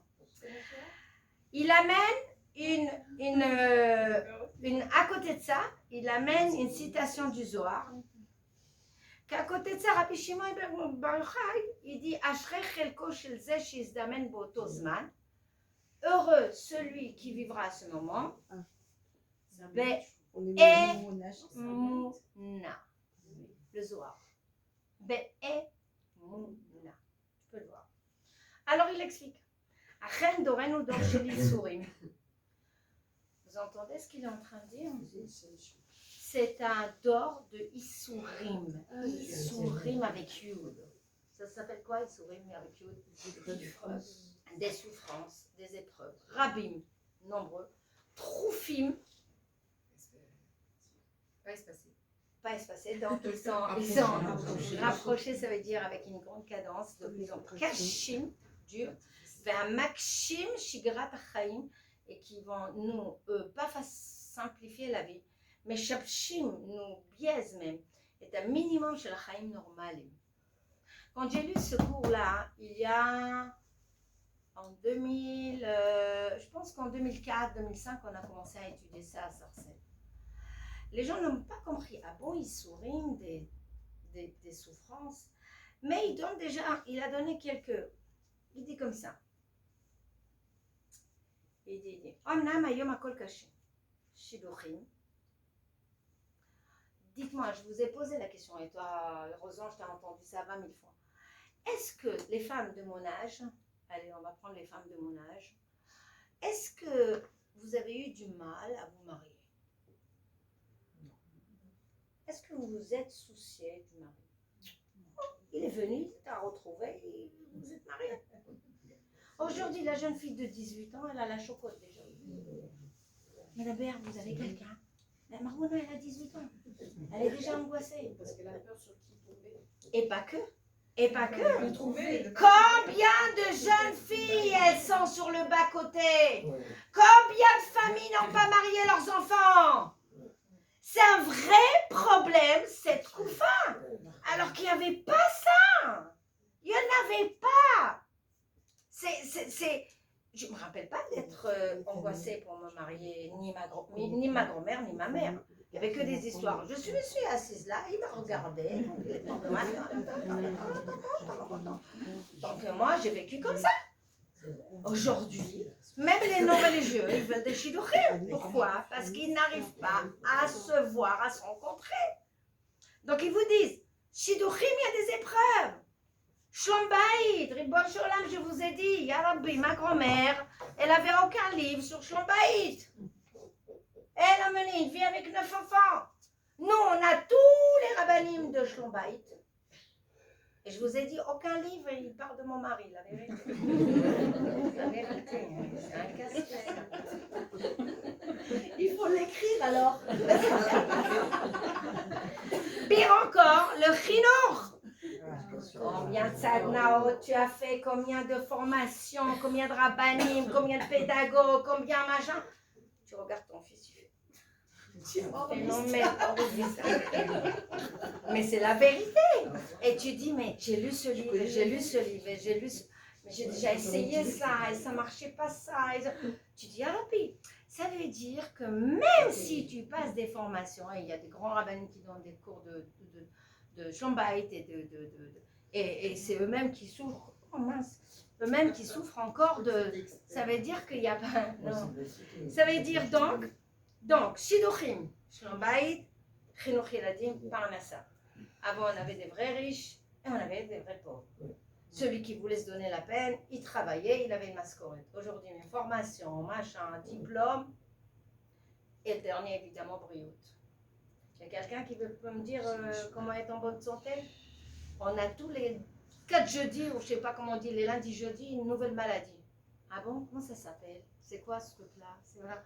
On apprend des nouveaux noms, des nouveaux symptômes, des syndromes différents, et on se rend compte qu'on ne maîtrise rien. Al-Milishen. Car Shayam Nidreshet. Nidreshet. Ça veut dire on nous exige. Payoter, plus que n'importe quelle période, les Chaye Ayom, pour vivre tous les jours. Moins vivre, ne pas être sous anxiolytiques et des antidépresseurs, Kenemar Bechabakouk, Vetzadik, Be'emunato. Ça veut dire qu'il y a une seule chose qui va nous tenir et que le Mashiach va regarder, il va te scanner et il va voir exactement ton niveau d'Emouna et Bitachon. Rav Welbe dans Aléchour, il dit tous les juifs, ils ont la Emouna, le Nitzotz de Emouna, vous savez, la braise. Maintenant, la question, est-ce que la braise, l'étincelle d'Emouna que tu avais bébé, elle est alimentée? Est-ce qu'elle est la même à 70 ans? T'as rien foutu de ta vie. Ça veut dire, il parle, est-ce que ta Emouna est devenue mouchachit? Vous savez ce que c'est mouchachit? Palpable, concrète. Ça veut dire, quand tu vois quelque chose qui se passe, un truc qui fait peur, tu dis, Enon Milvado. Ça aussi, c'est Ratson Hashem. Il a fait ça exprès. Ça fait partie de son plan. Il y a du bien dedans. Je n'ai pas le cerveau de comprendre, mais je lui fais confiance. Ça fait partie de son projet. Oui, mais Madame Béharou doit vivre en France ou en Israël. Là où tu seras, Hachem va te sortir. Si tu es juif et que Hachem il juge que c'est bon, là-bas ou ici, ou dans un trou, dans des shachim, ou je ne sais pas où, pourquoi tu as peur? Oui, mais j'ai pas de mamad.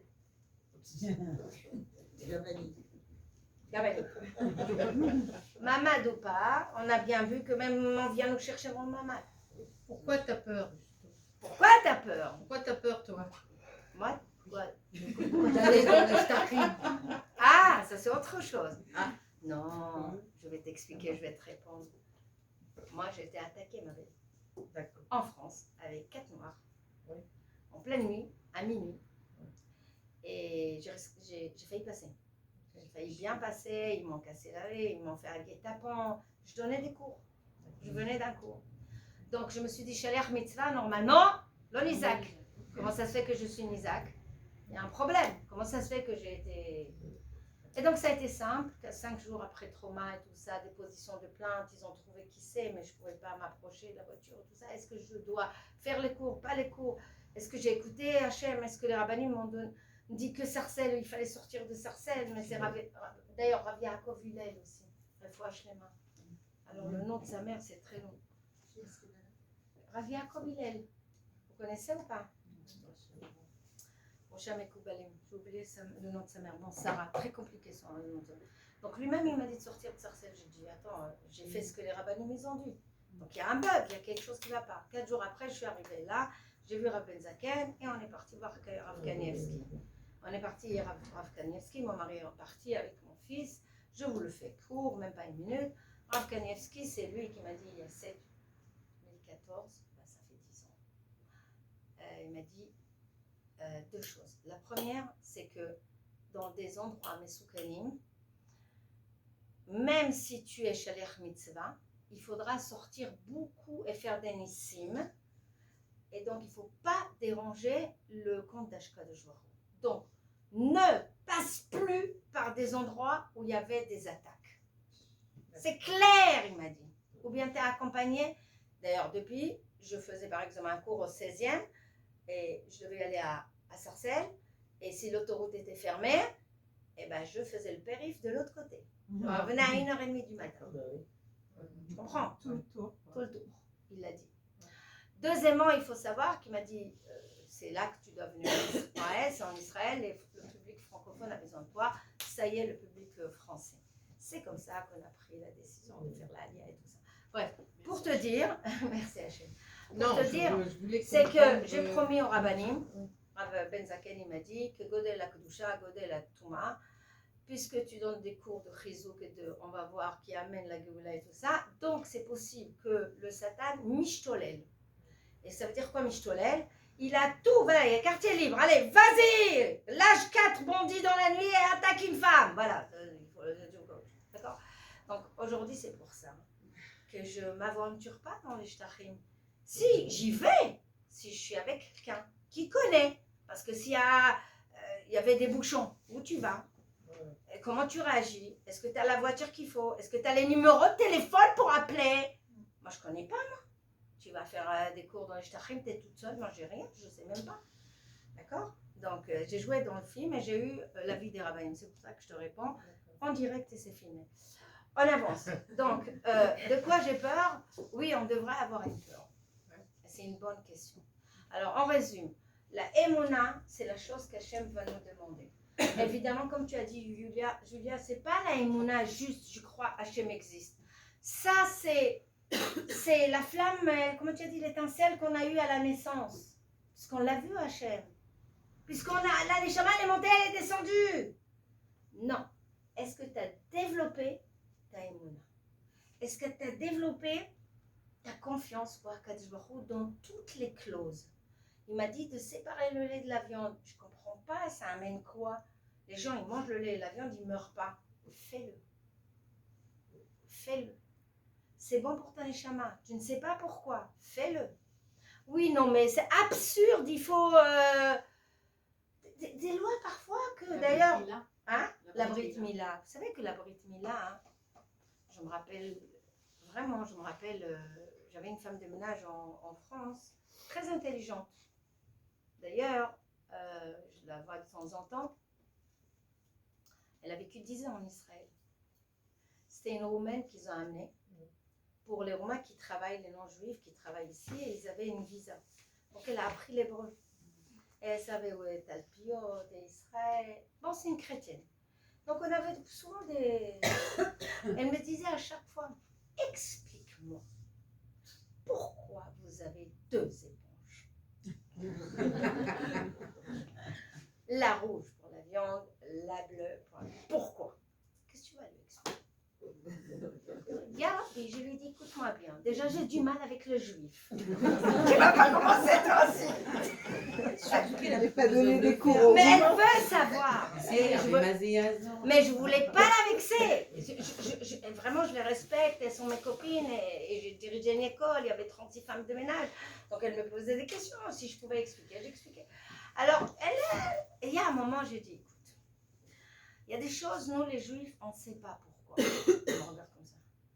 Genre, elle ne me croyait pas. Je lui ai dit, je t'assure, il y a des choses, on ne sait pas pourquoi, mais on le fait. Et pourquoi vous le faites? C'est pas logique. Toi, tu es une femme chachama, elle me dit. Elle a vu que j'étais directrice et machin, donc c'était pas possible pour elle que je sois surdiplômée, mais tu fais des choses bêtement. Vous comprenez?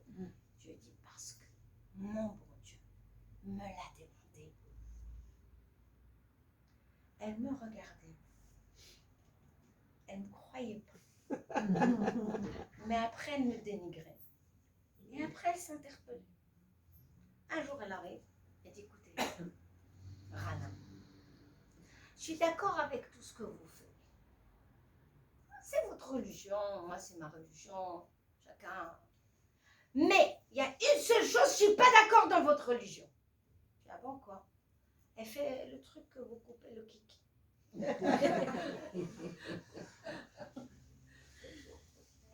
Pour elle, elle argumentait. Elle disait, c'est horrible, c'est des bébés, mais c'est cruel. Vous avez pensé comment ils voient les choses, les non-juifs? Mais nous, est-ce qu'on a le choix? Non. Hachem a dit de faire l'alliance avec lui quand Yitzhak était bébé. Pardon, oui, Yitzhak était bébé. Et quand Ishmaël avait 13 ans. On a fait Naaseh Venishma direct. On a des explications. On a des choses. Mais est-ce que tu vas chercher l'explication? Moi, je n'ai pas cherché l'explication. J'ai eu des garçons, on a fait la bris milah, on part, c'est tout. C'est le Naaseh Venishma du juif. Il ne pose pas de questions. C'est imprimé. Chez nous, par exemple, la bris milah, c'est imprimé. Tu te dis pourquoi Marboul, mon fils? Non, non, on va faire une dérogation. Il y a quelqu'un qui a fait ça? Pourquoi? Parce que vous êtes convaincus. Parce que cette émouna est restée intacte. Personne ne vous a remis en question. Même les non-religieux, ils amènent à l'hôpital pour faire ça. Vous vous rendez compte? Comme Echad Masbira et Echad Masbira, c'est la Neshama Yehudia. C'est la Neshama Yehudia qu'elle a des clauses de émouna non discutables. Rock vélo Yavor. Il y en a qui se sont tués pour faire la brit milah à cachette avec la Gestapo, avec le KGB. Mais on peut nous prendre pour des dingues. Donc il y a des choses qu'on a perdues. Alors le Shabbat revient. Les tefilines reviennent. Mais est-ce que tout revient? Est-ce que vous savez que, par exemple, vous allez dire, non, Kippour, je ne mange pas, c'est très grave. Mais Kippour, c'est Shabbat. C'est Chayav Karet autant que le Shabbat. Nous, les Juifs, c'est ma grand-mère, la grand-mère de ma grand-mère de ma grand-mère, qui a dit Kippour. C'est Kippour. Kodesh Kodashim. Mais pourquoi il n'y avait pas autant d'importance pour toutes les Shabbatot? Pourquoi on a perdu ça? Après, il y avait Chazara Bet Shuvah. Normalement, c'est tout Naaseh Venishma. Nous avons des Mishpatim et nous avons des Chokim. Le Chok, c'est encore pire que ça. Qu'est-ce qu'ils disent les rabbinim? Pourquoi Hachem il a donné des Chokim? Vous savez ce que c'est des Chokim? Des choses qu'on ne peut pas expliquer. Rien. Borout. On est débile devant ça. Qu'est-ce qu'il faut faire? Ah, une vache rouge. Ah d'accord. Pas de poil blanc? Non. Même pas de demi-poil? Non. Pas de moule? Non. Qu'est-ce qu'on fait? Bah, on la brûle. Ah, d'accord. Et qu'est-ce qu'on fait? Bah, on asperge. Ah bon? Non, il y a une logique dedans, non, franchement. Exactement. Le non tamé asperge le tamé, il devient pur, et l'autre, il devient tamé. Il y a une logique, il y a une logique. Non. C'est quoi les juifs? Des débiles. Naaseh Venishma. Quand je vous ai dit, on n'est pas normaux. C'est vraiment le peuple juif. Il se distingue des autres parce qu'on ferme les yeux et on dit à Baba Rabbi, on te fait Confiance. Mais il faut qu'on tienne bon jusqu'au bout. Parce qu'il y aura plein de perturbateurs. Ils vont dire non, c'est Bibi qui va nous sauver. Non, c'est lui qui va sauver. Non, il y aura la guerre. Non, si tu fais pas ci, Mais la tête dans le guidon. Sois ce que tu dois être. Celle qui pratique. Celle qui fait Naaseh Venishma avec Hachem. Alors, il y a le mitzvot, mais il n'y a pas que le mitzvot. Venez, on va parler des midot. On a parlé des midot. C'est quoi être juif dans les midot? Est-ce que c'est que l'amour? L'amour des enfants, l'amour. On aime tout le monde. Alors, on aime tellement qu'on est pédophile, zoophile, mondiophile. Ouais. Vous comprenez qu'il n'y a pas de limite chez eux. C'est un vrai problème. C'est les autres peuples. Chez nous, dans le couple et dans l'éducation et dans la vie, il y a les limites. On pose les limites. Combien la bonté? Quand est-ce la bonté? On voit ça dans l'éducation. Ta fille, elle veut manger sans arrêt, elle a faim. Tu dis, attends, il y a un problème là. Elle mange que des bonbons. Il y a un problème, c'est pas bon. Mais tu l'aimes, tu ne vas pas la laisser. Tu vas rentrer en guerre pour mettre les limites. Donc le peuple d'Israël, c'est ça, l'équilibre. Et dans le couple et les midot, c'est l'équilibre. La mida. Mida, c'est la mesure. Comment? Je prends toujours le même exemple. Il y a longtemps que je ne l'ai pas cité. Ton mari t'énerve. Il vient et t'a dit quelque chose qui t'a énervé. J'ai oublié ton anniversaire. Et alors? Ça fait plaisir, ça, non? C'est vachement... Qu'est-ce que tu as envie de lui dire? Allez, tac au tac, on est animé par le nefesh animal, puisqu'on a nefesh, ruach, neshama, chaya echida, mais on va dire que nefesh, ruach et neshama. Je rappelle, nefesh, c'est les actions et nos schémas. Le ruach, c'est les émotions. Et la neshama, c'est la partie divine qui est dans le cerveau. Mais non, ton mari te fait ça, qu'est-ce que tu as envie de lui dire? Tu vas voir. Non, pas vraiment, tu vas lui dire, moi aussi je vais oublier ton anniversaire. Ah, ok. Et ou pas? Sers-toi tout seul à manger. Voilà, ou serre-toi tout seul. Ou bien il n'y a pas à manger. Il n'y a pas à manger. Ou bien la guerre de repas. Pendant au moins 3 semaines, il n'aura pas un qui va voir qui je suis, comment je suis nécessaire dans la maison et il va connaître ma valeur. Cette envie de revanche, de vengeance ou de réaction, ça s'appelle des schémas. Ils viennent de ton enfance, ils viennent de ton éducation, ils viennent parce que c'est ton caractère. Hachem, qu'est-ce qu'il te demande? Le shalom, la shrina à la maison, Ratzon Hachem. Comment tu fais pour garder le shalom? Alors quoi, Madame Béard, je vais m'écraser? Non, tu ne vas pas t'écraser. Je vais être maligne. L'instinct te dit de le bouffer. Mais toi, tu marches avec ton neshama, ton cerveau. C'est ça le juif. Il est ma'avir en midotav. J'ai envie de lui faire, je désire, j'ai ça, tu te maîtrises. Tu passes une bonne soirée. Quand tout est calme, une fois qu'il a mangé, et que tu as fait ta douche, et que tu es calme, tu peux lui dire, chérie, tu sais, tu m'as fait beaucoup de peine, que tu as oublié mon anniversaire, mais c'est pas grave, tu peux rattraper ce soir ou demain soir. Et voilà.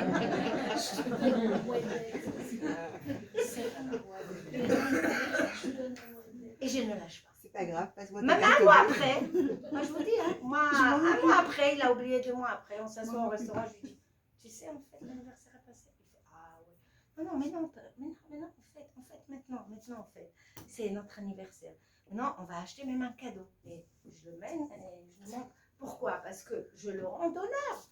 Si tu te braques, il n'a plus envie de donner. Si tu l'accompagnes, ben, il a envie de donner. Si tu le remercies, il va envie encore donner. Ça veut dire que le juif, même la femme ou l'homme, dans les midot, il y a un travail. Donc, tu as les mitzvot, il y a le Ratzon Hashem. Les midot, il y a le Ratzon Hashem. Les chassadim, il y a le Ratzon Hashem. Tout ça, c'est un package. Un package. Chana doit réussir son potentiel. Chana, elle a des missions avec son mari, avec ses enfants, avec son entourage, sa belle-mère, sa belle-sœur, ses copines. On a un package. Mais ça commence par le Naaseh Venishma. Si moi, je ne suis pas dans la chana, si mon mari m'énerve, impossible de se raisonner. D'abord, fais la chana. Soumets-toi. C'est ça qu'Hachem m'a donné. C'est the best. C'est le meilleur choix. Même si j'avais choisi quelqu'un, il ne serait pas autant bien que lui. C'est sûr, c'est un grand chantier. Ben, Hachem compte sur moi si c'est un grand chantier. Ça veut dire que j'ai les forces. Qu'est-ce qui va Hachem de moi? Le Ratzon Hachem. Quelque chose qui va vous aider toute votre vie. Qu'est-ce que Hachem veut? Pas ce que j'ai envie, ce que je veux. Qu'est-ce que Hachem attend de moi? Comment on arrive à ça? Comment on arrive au Ratzon Hachem? Pour arriver à l'Achna, pour arriver à cette émouna, tout le temps dans toutes nos actions. Comment arriver à ça? Vas-y Mazal, qu'est-ce que ça dit? Anava. C'est quoi la Anava? Explique. Ashket. Hein? Eshket. La Anava est une sorte de modestie. C'est quoi la définition d'une modestie? Est-ce que c'est s'écraser? C'est quoi la modestie? On a fait quelques cours ici. C'est l'abandon du moi, moi. De l'ego, pas de moi. Le moi nishmatique, c'est. Mais la Anava, c'est quoi? Est-ce que c'est quelqu'un qui n'a pas d'estime de lui? Au contraire. La Anava, c'est quelqu'un qui connaît ses valeurs, qui sait qu'il a beaucoup de compétences, qui sait qu'il est fort, mais maintenant, à cette femme-là, c'est pas la peine de répondre parce qu'elle m'a émulé, par exemple. Je reste calme. Je suis dans un tzimtzum. La Anava, c'est des gens qui n'ont pas besoin forcément d'exprimer ce qu'ils disent, parce que c'est pas le moment, parce que c'est pas bon, parce que ça va faire des histoires, parce qu'Hachem il le veut, point barre. La Anava, c'est des gens très forts. La Anava, c'est Ezeu Gibor, Akovesh, et Yitzro. Celui qui conquiert, qui a la main mise, qui maîtrise ses tendances. Moshe Rabbeinu. Eh ben, exactement. Dirigeant et humble en même temps. Comment? Akovesh et Yitzro.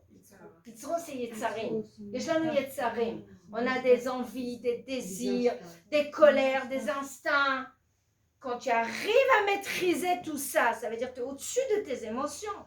C'est ça le Gibor. C'est pas celui qui frappe le plus fort, ou celui qui répond, ou celui qui a le dernier mot, ou celui qui crie le plus. Non, Anava. Mais là, Anava, ça fait partie d'une Achna'a. Comment on y arrive à ça? Tu as raison, mais c'est hyper dur. Il faut travailler son ego, comme vous savez. C'est plus dur. C'est le plus dur. Bah oui. Mais il y a une porte. Et je vous ai donné cette porte. Dans la mesure où tu acceptes tout ce que Hachem t'envoie. D'accord? Ouais. Tu dis, Hachem, je sais que ce que tu m'envoies, c'est pour mon bien.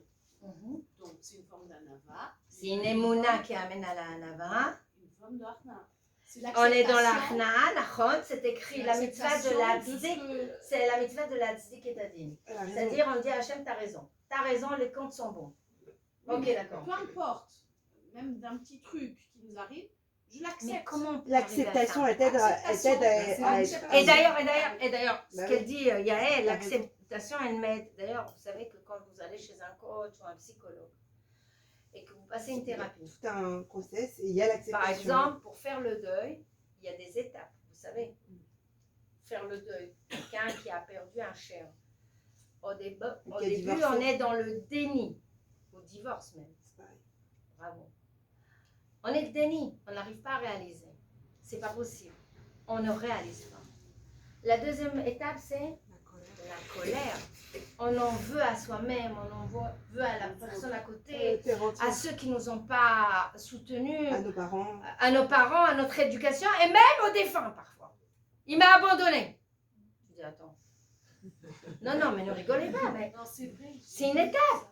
Il m'a laissé avec les enfants, mais il faut voir quelle colère que je vois. Il m'a pas prévenu, mais j'ai vu des veuves très quel jeunes. méchant. Mais ne rigole pas, j'ai vu des veuves très jeunes, Hachem Yishmor.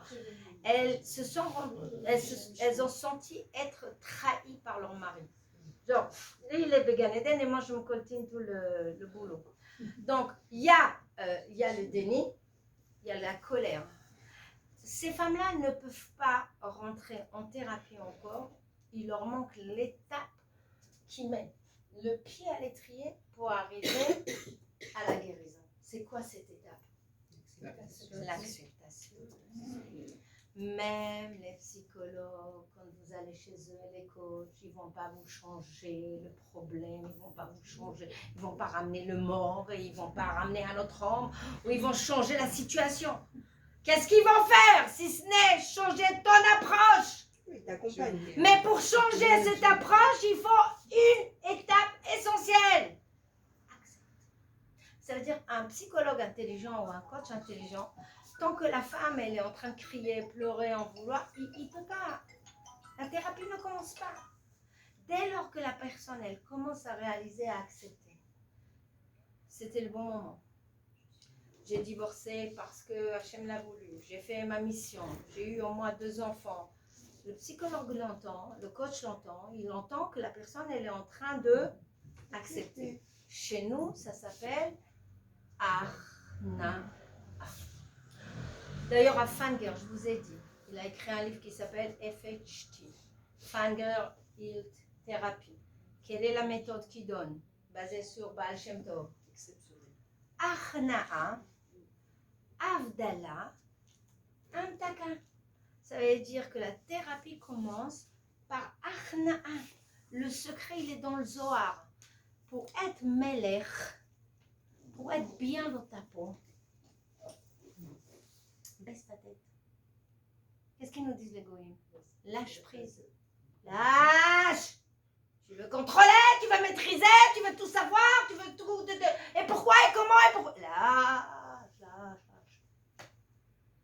D'ailleurs, plus tu sais, plus tu es malheureuse. Moins tu sais, plus tu es heureuse. Tout s'imbrique là. Je vais vous lire une dernière phrase avant de finir. Attends, t'as dit Arna, Avdala, Amtaka. Amtaka. Tu peux traduire? C'est une méthode, c'est très dur. Ah. C'est Baal Shem Tov. Dans Dvarim, j'ai pris le... parce que j'avais... Je me souviens le temps que je cherche. Chapitre Yud, Pasuk 12, c'est écrit Ve'ata Israël. Ma Hashem Elokecha Shoel Mimcha. Mais maintenant, peuple d'Israël. Qu'est-ce qu'Hachem demande de toi? Vous connaissez ce pasuk ou pas? Très connu. Ki'im, si ce n'est Leira, et Hachem Elokecha. Lalechet bechol darachav, le craindre, marcher sur ses chemins. Le'ava, auto, לעבוד את השם אלוקיך בכל לבביך ובכל נפשך. C'est une phrase qui a fait couler beaucoup d'encre des rabbins. Mais elle résume beaucoup de choses. Hachem nous demande que tu dois avoir la ira, la crainte de Dieu. On connaît une phrase avec la crainte. Hakol bidei shamayim, chutz mira leshamayim. Demande à Hachem l'amour de Dieu, il va te donner. Demande-lui plus d'émouna, il va te donner. Demande-lui l'amour, tu le vois, il va te donner. Non, tu lui demandes la crainte, il ne va pas te donner. Pas parce qu'il ne peut pas. Il peut te faire fajara en 5 minutes. Parce qu'il veut que toi, tu l'acquières. Ton travail, c'est aussi de le craindre. Donc, c'est un but en soi. L'ira et Hachem Elokecha, la lechet bechol drachav, suivre les chemins d'Hachem, ça veut dire être dans les mêmes midot d'Hachem, c'est ce qu'il te donne. Le ovdo, le servir, donc c'est toutes les mitzvot et tout. Comment? Bechol levavecha ou bechol nafshecha. C'est quoi le nefesh? L'âme animale. Tu prends ton ego et tu dis maintenant tu es au service d'Akadosh Baruch Hu. C'est quoi le lève? Tes convictions, tes émounotes, tout ce que tu y crois. Est-ce que tu as rempli de bonnes croyances d'Akadosh Baruch Hu? C'est une phrase de Devarim hein, qui résume tout. C'est mon cher Rabbeinu qui nous résume toute la Torah d'un coup, dans une phrase. Maintenant, je pose une question. Pardon. Comment on arrive à la ira? Et pourquoi? Quel rapport la ira et la émouna? Et je finis. Il est mon... hein, il est là. À chaque fois, je mets un autre. Je vais vous donner le secret, je vous ai donné, mais c'est pas grave, on va répéter. Vous savez, malheureusement, quand l'amour, cette énergie n'est pas bien utilisée, Ahava, le chesed, qui s'exprime par Ahava, alors on aura, ça s'appelle Ahava Nefula. Des pédophiles. Ça veut dire un amour qui va tomber entre les mains du Yetzirah, de la Torah. quand la ira, la gvoura, n'est pas bien utilisée, la gvoura, elle est trop ou pas assez, on aura une ira, la crainte de Dieu, ou la crainte nefula. C'est quoi la crainte nefula? C'est quoi une crainte? Il n'y a pas de crainte s'il y a une foule. Si tu n'as pas la crainte de Dieu, cette énergie que tu devais avoir au service de Dieu, Ah, tu crois quoi? T'auras peur de tout. Peur de l'ascenseur, peur de tout. Développe. Peur Peur de la mort, peur de l'ascenseur, De peur tout. de la guerre, De peur de la l'avion, fin de de magia, De la maladie. peur des informations, peur. de tout. Vous saviez ou pas? C'est à vous de rééquilibrer votre cycle. Ah oui. Hachem nous a donné des énergies. Elles sont en nous. Si tu prends cette énergie d'amour et tu canalises comme Hachem il te dit, c'est quoi l'amour de ton mari, l'amour des parents, l'amour des enfants, l'amour du peuple, c'est bon. Tu ne sais pas aimer ton peuple, tu ne sais pas aimer tes parents correctement comme la Torah, cet amour tombe. Tu vas aimer autre chose. Des chiens, des chats. Bilam est parti avec son ânesse. Une autre a donné l'héritage à son chat. Pas à ses enfants parce qu'elle aime son chat. L'autre, elle aime les Palestiniens. Ava Nefoula. Pédophile, les zoophiles, tout ça. À côté de ça, la Gvoura, si cette énergie n'est pas mise au service d'Hachem, ça veut dire le bon canal, on a dit que c'est la tiferet, le bon équilibre, et la ira, elle est nécessaire, la crainte de Dieu, elle est nécessaire, et tu veux pas, non, pas de crainte de non. Alors quoi? Qu'est-ce qu'on a dit? Qu'est-ce qu'ils disent les Lubavitch? Pour servir Hachem, c'est comme une colombe. Elle a 2 ailes, la colombe. Chesed et Gvoura. On ne peut pas faire qu'avec le chesed. Ce n'est pas le Ham Israël, c'est les Ishmaélim. Les Nesav, ils n'ont que la Gvoura, la rigueur et tout. On a besoin des deux. Comment elle s'exprime la Gvoura? Pas la Hira. Si cette crainte, tu ne l'as pas utilisée au service d'Hachem, ne t'étonne pas que cette énergie qui est en toi, elle va être utilisée par les... Ça s'appelle la sitracha, les mauvais esprits et les mauvais... Donc, l'autre côté, c'est encore mieux. Sitracha, exactement. Mais les gens ne comprennent pas ce que c'est sitracha.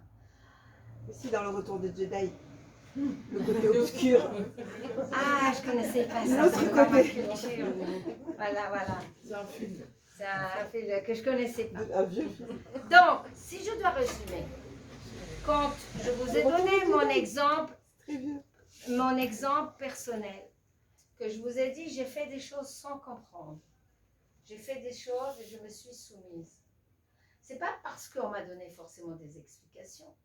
C'est parce que j'ai développé en moi quelque chose que ma grand-mère m'a donné quand j'étais jeune, qui s'appelle Chaf. Je crains de ne pas satisfaire Akadosh Baruch Hu avec mes questions. Je crois ne pas satisfaire Akadosh Baruch Hu avec mes exigences ou avec mes défaillances. Donc je fais mon maximum pour lui plaire parce que je veux avoir le shefa. Oui, je veux avoir le shefa, l'abondance. Et bien, Ezrat Hashem, que j'arrive à la malchoute. Donc, mais ça coûte. Tu dois être sa fille et sa, comment on dit, son évêque, sa soldate. Tu peux pas dire Hachem, donne-moi, mais en fait, maintenant je te mets dans la poche parce que la Torah est trop sévère. C'est le takana. Voilà, ça veut dire que d'un côté, Akadosh Baruch Hu devient je vous ai dit, la lampe d'Aladin. On frotte, il y a un génie qui sort. Je veux une maison. Très bien, rentre maintenant. Rentre maintenant. On ferme et on met dans sa poche. Hachem, ce n'est pas un génie pour qu'il nous exauce ce que nous voulons. C'est une erreur. Et je vous ai dit, c'est une erreur qu'on nous a éduqués comme ça. On croit que nous sommes le pouvoir législatif, on va légiférer, et lui va exécuter. Mais ce n'est pas du tout ça. C'est lui le pouvoir législatif, et c'est lui qui fait les lois. C'est à toi de te la fermer, te soumettre pour ton intérêt. Oui, quelqu'un qui a la crainte, même la crainte de punition, la plus basse d'un enfant, ou la crainte de ne pas avoir une récompense. Par exemple, on te dit, tu sais, si tu fais pas ça, dommage, ouais, mais je vais Isha, le Hesh à la maison, on te fait un petit devoir Torah. Tout d'un coup, tu as une petite crainte. C'est bon, elle te propulse. Donc, quand tu as la crainte, directement, tu peux développer ta émouna. Et quand tu as l'émouna, tu peux directement développer ta crainte. Et cette gvoura t'aide dans ta hitgabrut. C'est gvoura. Tu surmontes. Tu vas au-delà. Tu dépasses des choses qui sont difficiles. C'est dur de faire Nida. Tu fais des efforts. Mais je vais y arriver. C'est dur de faire Shabbat. Mais il a demandé. C'est que c'est bon, je vais y arriver. C'est dur de ne pas répondre à ma belle-mère. Je vais y arriver. C'est mon père, il faut que je le répète. Je vais y arriver. D'où viennent toutes tes ressources? De l'Itgaber. De l'Itgaber, de ta gvoura. Utilise-la. Hachem attend ta ira.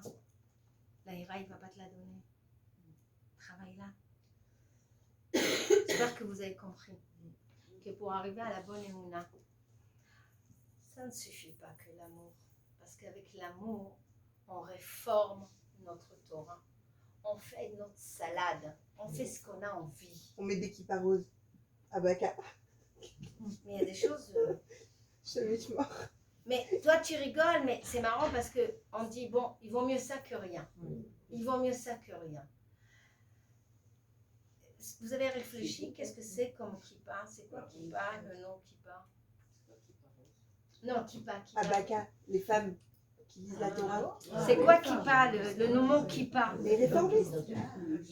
Le mot en hébreu kippa, Yael, on finit. Le mot kippa, de quel verbe c'est venu? C'est de quelle racine? La chpot. Ça vient de kaf. Il a mis une montagne sur nous.